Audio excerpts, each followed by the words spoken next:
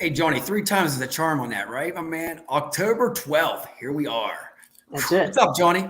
I'm good. How are you, man? Man, I got to tell you real quick here. Look what's around my neck still. I've been taking it off, man. I think he sleeps with it. 2023, brother. I mean, You had a good time? week, a good time, John. It's still running through my brain and my veins, man. It's incredible what happened last week. I mean, just amazing stuff. It's always a good time. AI. There were some special things went down. We have a guest right now. So you ready for me to introduce her, Johnny? You ready for this? Absolutely. This woman has passion. She's caring. She's loving. I'm telling you, everything about staffing is this lady. She's on every council. She's everything. She's a good friend of mine. Had so many great conversations with her. It's the one and only Sara L. Sara. Woo! Welcome.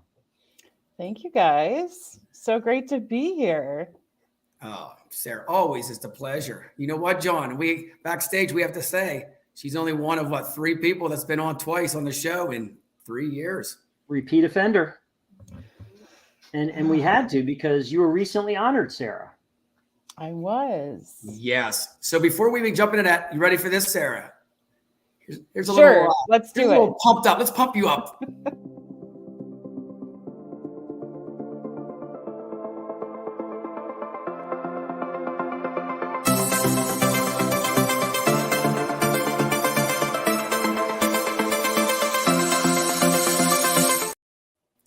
Love that. That's from all of us. Man, I'll tell you what. John, right off the bat, man, I'll tell you what. I was so happy when I heard that you were getting that award because you do so much for the staffing community. You do so much for the community within ASA. So I was very, very happy that you got recognized for that. So thanks for everything that you continue to do. Thank you. It's truly an honor. But I would have to tell you that, ASA makes volunteering so easy for us. They tell us where they need things. They tell us where to be, what to do. They organize all their volunteers so well that all we have to do is really focus on making an impact. You bring up a good point. They are a very well-run machine. And you're right. All of us here have served and continue to serve on different councils and committees. And they kind of hold our hand and guide us and say, okay, do this, do that. And here's what we need from you. You just have to show up and want to be there. And it's really, they do make it easy. And hopefully more people continue to volunteer, which I think the season's open still. It is. Are you ready for this, Johnny? So I got to tell you, I told Sara this. I'm working on this today to get this all produced and everything like that. And this email pops up. You ready for this? And I'm like, what the hell is this? And look, it's Sara in my email saying volunteer before October 31st. Oh my love God. it. I mean, brand ambassadors, nobody else better than Sara. So I got to ask you real quick here. You've been on so many different organizations and councils. I mean, staffing as a career, corporate social responsibility, women in leadership, staffing technology, the industrial section with me. I love it. Educational certification, the mentor match, Wisconsin Association of Staffing Services, Thrive. Where does it stop? When do you have time to do anything else? So I'm in Central Time Zone. So this is my big hack to being involved is ASA's in Eastern. So guess what? Every volunteer opportunity that I go to is on my lunch hour. So people don't schedule things from noon to 1, typically, Central Time. So I'm available. That's great. They do make it, again, they make it easy. You do. They strategically positioned you in that time zone, Sara, so that you would be available. I think so. There it is. Okay, Sara. So let's just go back. And when you were recognized for this and you heard this, I'm sure you're excited, but I got to throw a picture up here. Give me what you were thinking when you're on the stage in front of everybody. And the music's pumping, John. She comes out like a rock star. What's going through your mind? Well, at that moment, I was thinking, man, is Haley tall? And I feel really short. And Really? at that exact moment. But then I was thinking, I don't want to look out into the crowd, and I was secretly telling myself, Sarah, don't cry, don't cry, don't Aw. cry. Because I'm an emotional person, and when this was a very emotional moment for me. I've been in this industry for almost 30 years, and to be up there and be recognized, like to win an award that your peers say, wow, you've been impactful, was so meaningful to me. But I did have a month to prepare. So I was going to ask you, when did you find out? About a month prior, a little bit over a month prior to the award ceremony at Staffing World. I guess that makes sense, because if they spring it on you first thing, Ooh. you have no idea, and then you're really unprepared for anything. No speech or nothing. It's like well, and my remarks, I had no idea what I was going to say when I went up there. So that was all off the cuff. I just thought, okay, I'm going to speak from my heart in the moment. And that's what I did. That's awesome. Nice. And I heard there was a rumor that your owner showed up and you had no clue. Am I right? That is true. So I walked into where they were having the grand or the opening session. And I was looking for the table where we would be seated at, because Haley told me there was going to be a reserved table. And I see three guys sitting at the table, could recognize them from the back. And I was like, what is he doing here? And, it's a pretty amazing thing to have him surprise, like that he can't keep a secret. So he totally awesome. Surprised you? Yeah, totally. What a great honor. Yeah. It's amazing. And you were in the newspaper too, up your way in Wisconsin. I see you type her name in, Volunteer of the Year, it pops up, everything. Seriously. I did research on you, Sarah. So that's one of the things, like, you just don't want to Google yourself, right? Never know what you find. But you know what? You've done so much. I mean, this is something that, you deserve 100%. You've helped so many people out, myself back in the day and everything like that. I mean, what you do, you always have time for people. And that's what I love about it, John. Sarah's always has time for people. And that is really the most important currency that anyone can offer. And the fact that, you do it willingly, and very much a pay it forward type of person, and just trying to help others rise up across all different verticals. That's a tribute. Think back to, so you've been volunteering for a while with ASA. What are some things that stand out? Like, how did you initially get involved? I'll take you back there. And then what made you stay involved? So the owner of Seek Careers and Staffing, Carol Schneider, set out some goals for me in 2007 and said, Sarah, I want you to become the face of ASA, of Seek, not face of ASA, the organization, but for our company. And so I said, okay. So I called Tracy Reddy, who is now retired, and said, I'm available to help. Where can I volunteer? There wasn't a ASA Central at that time. And she told me that they were starting this new initiative under Linda Carchidi, who is the current chair of the board at that time, and that they were going to do corporate social responsibility. We wanted to start that so I could volunteer for that. So I said, sure, raise my hand. And then as I continued to go to Staffing World, and I know a lot of people don't believe me when I say I'm an introvert, but it scares. I don't have a problem talking to people, but I don't like to go up to people that I don't know and just, hi, I'm Sara Luchsinger. And who are you? Totally opposite of me, hugging everybody. Yeah, I was gonna say, like, you are the uber extrovert. You are always just going, connecting people, talking to people. And I remember being at a staffing world that was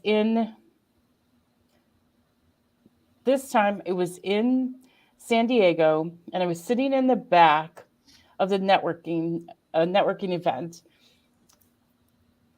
And I was standing all alone and feeling like I hate this feeling. And so I started to talk to some people because I just hated feeling like I'm afraid, I guess is the word. And so I started going up and talking to some people. And then I always found comfort in the ASA booth because the staff there is so friendly. You're their customer, so they do want to talk to you. And, just getting to know the ASA team. And so I started asking questions, starting getting a little bit more involved here. And every time I saw an opportunity, I just raised my hand. That's awesome. And your network probably grew exponentially as a result. It truly has. It's unbelievable how many people I can, the 7 degrees of separation, or is it 6 degrees? I don't know what the saying is, but, so you can almost trace back every single person to a specific committee, a specific event. And you can it would be really interesting to do a diagram of how I met all these people. That would be kind of cool. Mm-hmm. That would be. That's a project for 2024 episodes. Sorry, Richard. But you know what, John? Sarah hit it right on the head. How many people at Staffing World this year had the same feeling as her? First time at Staffing World. It's overwhelming. Everybody knows everybody, shaking hands, and you're sitting in the corner like, who am I? You speak for them people out there that, hey, we love everybody. I always said ASA is not an organization. It's a family. Very much so. Man. It's straight up a family. But I love the fact that they've got, folks connected to people who are attending Staffing World for the first time, because I remember my first Staffing World, and I felt like a fish out of water. I'd never been before. And there, to your point, Richard, there's all these people who are like, hey, good to see you again. And everybody knows everybody. And you kind of feel like you did, Sarah, like, okay, I'm out here on an island. I don't know anybody. Mm-hmm. And, all it takes is, you interact with one person, and then they introduce you to somebody else, and they introduce you to somebody else. And then you start to realize, wow, this isn't, when you're at Staffing World, we always like to say it's not, we're not in competition with one another. We're there to grow as a unit and share ideas, which a lot of people don't realize unless they experience that. There's so much value, I think, especially in the staffing industry. Many of our organizations, there's the smaller businesses or smaller groups that we work with in. And if you always are getting all of your information and just staying within that group, you don't grow. And so when you get involved with ASA, you can hear gain so much insight from mm-hmm. people who are either in your vertical, maybe they're in a different area of the country, or maybe they're not in your vertical, and you gain this little nugget of knowledge and be like, oh, I had to try that in my organization. So it makes you better as a professional. But I think raising your hand and saying, how can I help? And talking to people, I don't know, I just don't think your network can ever be too big where you don't have time for people. This is a people, especially in this industry. 100%. You know what, Sarah? The number one thing, we love volunteering is ASA Central. I got to throw that up there because me and you have a special thing there. If you have a chance, 10 years at ASA Central, correct me not, it's like LinkedIn or Facebook. My first Staffing World, people come up to me and say, hey, Richard, how you don't never met you, but ASA Central, dude, I see you put content out there. Mm-hmm. I tell anybody in the business, that is one of the best networking things ever. And Sarah, she's one of the top 10 all time on there, so congrats to you. It amazes me how people will put something out there, hey, looking for an example of this type of contract. Hey, what payroll service do you use? We're looking at this ATS, and the sharing of information is just plentiful. And again, people are so they've got a preconceived notion, if they're not involved with that community, that, oh, well, they're my competitor, they're not going to share anything with me. When in reality, everybody's an open book. We're like, yeah, if it helps you be better, then we're all better. And that's something that a lot of industries can't say they have, and staffing definitely has that. Yeah, I think for sure. I think that people in the staffing industry like to help other people. That's what gravitates us towards this. That's true. And I think we feed off of the energy of others, whether they're in our organization or not. And this is a safe space to do it. 100%. So, okay, Sarah, so correct me or not, you were part of the Thrive revolution. When it first started, you were on the groundwork for that, correct? That is correct. Wow. All right, so tell us about that. I'm so intrigued about, Thrive, how it's the movement, the wave is going so big and high for everybody. How did it start? I mean, you were there right at the beginning. Well, it was 2020. I don't know. We had this little thing called COVID happen. and so, I was chair that year, and there was the plan to have some regional women leadership conferences that were going to happen in May. And that wasn't going to be a reality. So instead of just like throwing everything out the window, we discussed it, and it was a committee effort. I just happened to be the chair at that time and thought, why don't we just do something virtual? And the virtual, that we were hoping to get, a few people there and see what it would be like. And we ended up bypassing our goal. And then, Staffing World was virtual in 2020 as well. So we had another virtual conference. And I think that the content and the speakers that year created this amazing community, it connected everyone. And so even though we were virtual, I think everyone felt real connected. But it made it easy for people to attend as well, because virtual is a lot less expensive than in person. Yeah, your virtual events have gotten, enormous amounts of participation. Mm-hmm.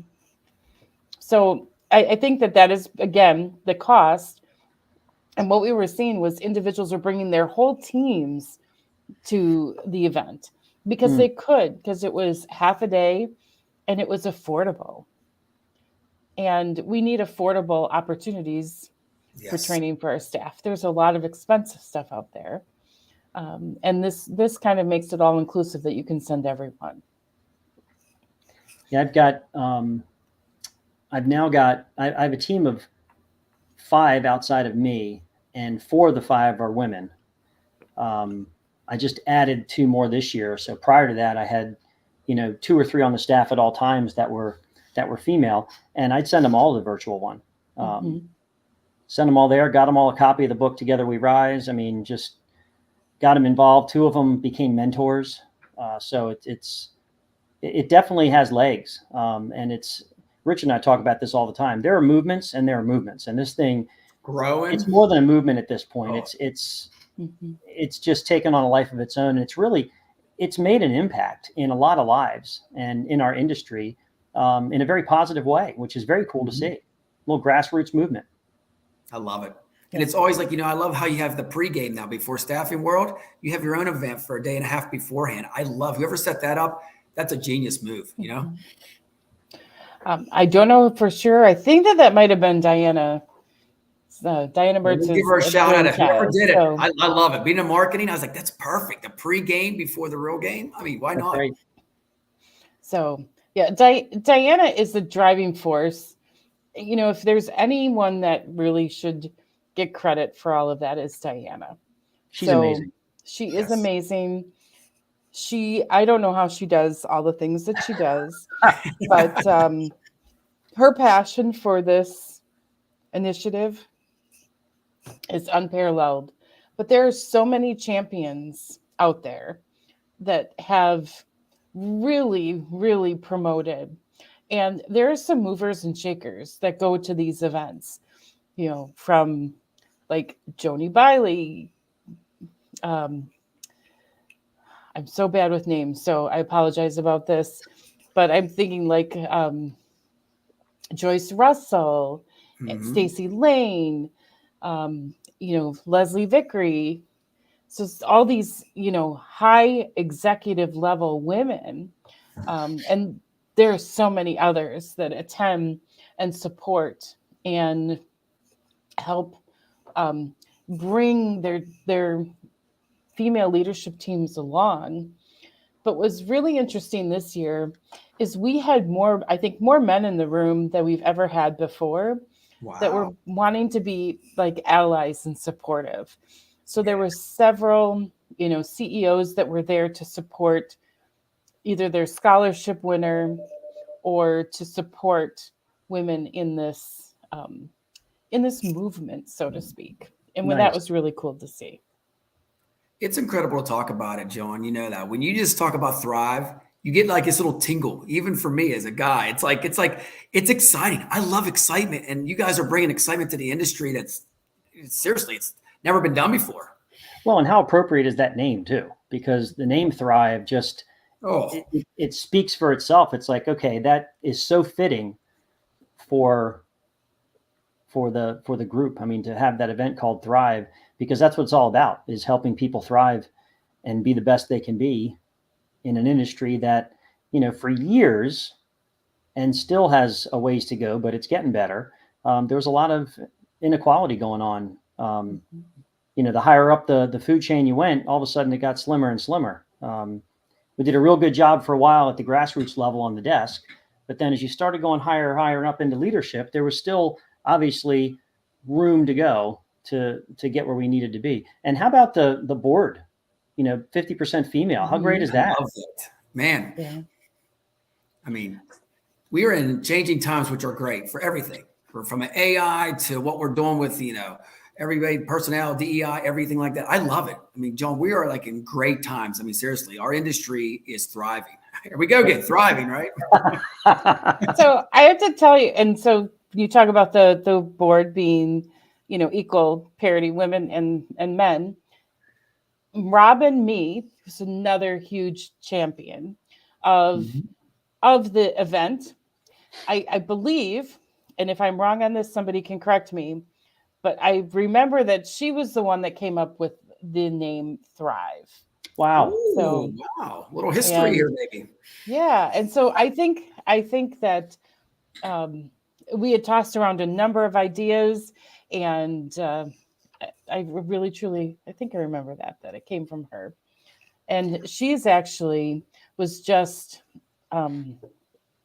accepted as a board member or nominated and accepted.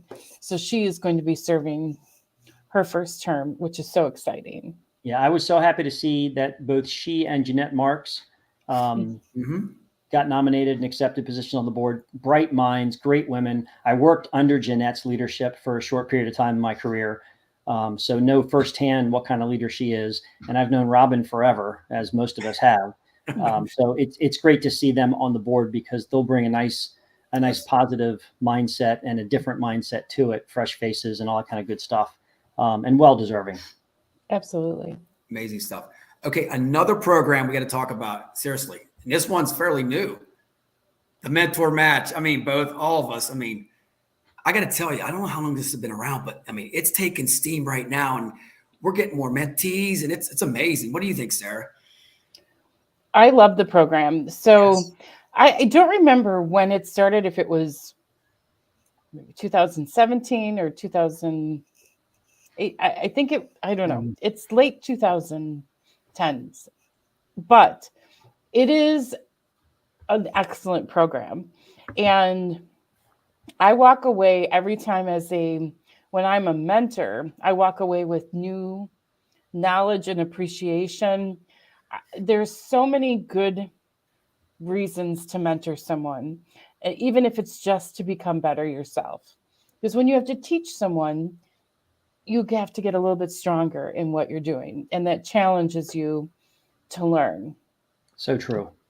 But I think the best thing that I learned from this whole experience was to become a mentee or a protege myself. And I asked for mentors. And that has just opened up a whole new world for me. So if you don't want to become a mentor, sign up to be a mentee, because there's just so much opportunity, and you shouldn't miss out on this free benefit for your ASA membership that your company pays for. It's a blast. I used to meet with mine on Saturday mornings, and then she's just starting her staffing firm. So we did the logo. She's from Delaware, and we had some waves, and it was all about, I was like, oh my God, you got to make this fun. And it was like, it was almost like we were building the company together. Is that amazing? Like some of the stuff you can do with people, and they're sending you stuff, emails, and they're so excited. It's more, it's a friendship for life. Seriously, it is. Yeah. My mentee from the first half of this year, she and I still talk. She's like, can we keep talking even though it's officially over? And I'm like, oh, yeah. I'm like, absolutely, we can. So a couple of the people from the Women in Leadership Council that I was on, or that I'm still on that council, but they were on a previous council with me, we decided to become co-mentors. So we said, why don't we just mentor each other? And so we asked Tari if that was okay. And she's like, of course, sure, no problem. And so we've been continuing that, though, for the past couple of years. Look at Excellent. That. Which is nice. fun. Okay, Sarah. So next year, I know, of course, you're taking over my position as the chair for the industrial section. What other chairs are you going to have? Are you going to have more chairs, or are you taking a little bit of time and doing other stuff? I don't think I'm only going to do one chair at a time. So I think that the goal would be to continue in the industrial council. Yeah. And then I want to, if I can, we do have to turn over every couple of years to keep the ideas and the talent fresh in the committees. I think that that's what makes everything so successful. So I think if I can, I'm going to apply for the Women in Leadership Council for one more year, and then I'll rotate off of that. And then probably one of my favorite councils or volunteer opportunities besides the Mentor Match, Women Leadership, and of course the Industrial Council, is the Staffing Technology Task Force. Ooh. So it's really, truly very interesting, very knowledgeable, amazing people on that task force. And I know there's other task forces that I've never even served on, like the Safety Council, or some of the other sectors, like the healthcare sector. There's the marketing and PR, the membership. So there's all these other opportunities to get involved with. Man, unlimited opportunities, incredible stuff. So Sarah, before we wrap things up, anything you want to tell anybody out there about, I know you tell everybody to volunteer, but seriously, I got to tell you straight from the heart, you got to volunteer. On my end, I would never be where I'm at today. I would never met John. I never met Sarah. I probably wouldn't even be the staffing shark without ASA. Seriously, 100%. I give them all the credit. What do you tell people out there to volunteer? Why do you think they should? So I guess I would just put the question back and say, why don't you volunteer? Let's look at that. And there's enough time. Most of these volunteer opportunities are less than 6. There's 6 to 10 hours, maybe if that, a month. We're talking an hour on a call, maybe a subcommittee call, a couple of hours. There is time. There's such a huge impact. Everybody asks, what's the ROI? The ROI for me is having the ability to network with people who I can help, but that I have somebody in my network now that can help me with just about anything. And that is confidence building. It's almost like powerful, right?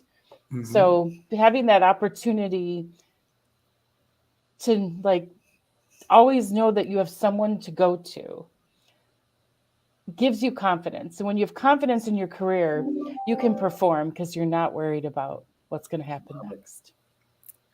Love it. Okay, Johnny, Final thoughts, brother. Bring it. I think we've all illustrated, and Sarah, thank you for being here. Congrats once again on a well-deserved honor. It's the value of volunteering, giving of your time. It not only helps others, but it does help you. And people don't always think of it that way. They think of, I've got to, spend time doing this or spend time doing that. Your life gets enriched just as much, if not more, than the people who you are impacting, because you meet people you'd never meet before. I would not know either of you two if it wasn't for ASA. And your network just grows. And to your point, Sarah, you get that network of expertise that you can tap into on a more warm basis, as opposed to sitting back and thinking you have to do it all yourself. So appreciate all you do and all you have done. And hopefully we'll continue to get more and more people to volunteer each year through the ASA, because it's a great cause. 100%. Absolutely. All right, Sarah. So, okay, I got some fun picks for you. So this one, tell me what you were doing in this one here. I love this one. Rock on. I love that. So I might be a little bit of an introvert, but I'm also, I think, very fun. So, you can't always do a serious picture. You got to do the. I love it. When I see that on LinkedIn, John, I was like, look at this. Hell yeah. Heavy metal bands.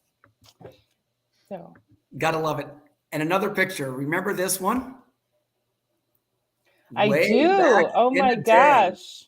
This was probably the last time I wore a suit. This is way before the staffing shark was even created. Look at me and look at you. Yeah. That was my first, believe it or not, that was my first staffing world, 2019.